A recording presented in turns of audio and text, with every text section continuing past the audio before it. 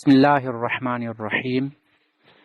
سیرت النبی کے سلسلے کی اس نشست میں ہمارا موضوع خاندان نبوت ہے، یعنی اس میں ہم نبی علیہ السلام کے نسب اور آپ کے خاندان سے متعلق پڑھیں گے۔ آپ کے نسب سے متعلق اس طرح ہے کہ نبی صلی اللہ علیہ وسلم کا سلسلہ نسب 3 حصوں پر تقسیم کیا جا سکتا ہے۔ ایک حصہ جس کی صحت پر یعنی جس کے درست ہونے پر اہل سیر اور ماہرین انساب کا اتفاق ہے، یہ عدنان تک منتہی ہوتا ہے۔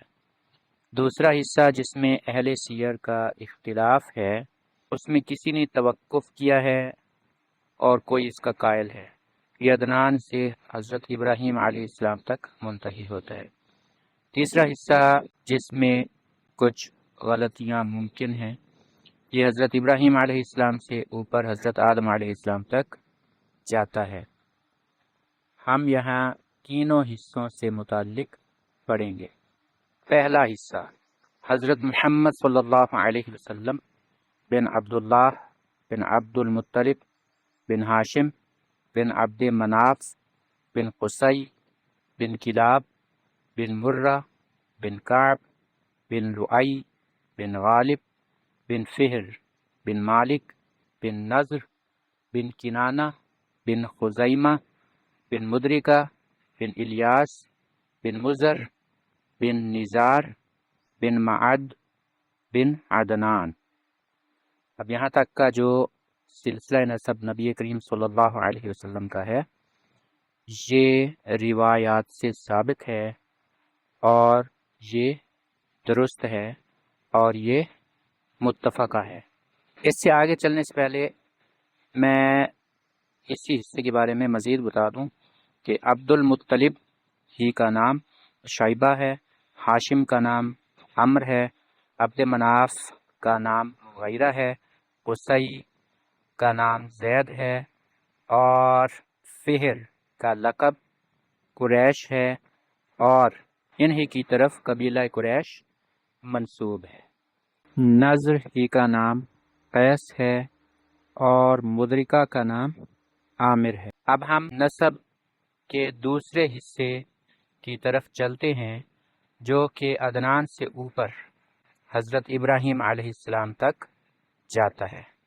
وہ اس طرح سے ہے: عدنان بن عدد بن حمیسہ بن سلامان بن عوس بن بوز بن قموال بن ابی بن عوام بن ناشد بن حذا بن بلداس بن یدلاف بن طابخ بن جاحم بن ناحش بن ماخی بن عیز بن عبقر بن عبید بن الدعاء بن حمدان بن سنبر بن یسربی بن یحزن بن یلحن بن ارعبا بن عیز بن دیشان بن عیصر بن افناد بن ایہام بن مقصر بن ناحس بن زارح بن سمی بن مزی بن عوزہ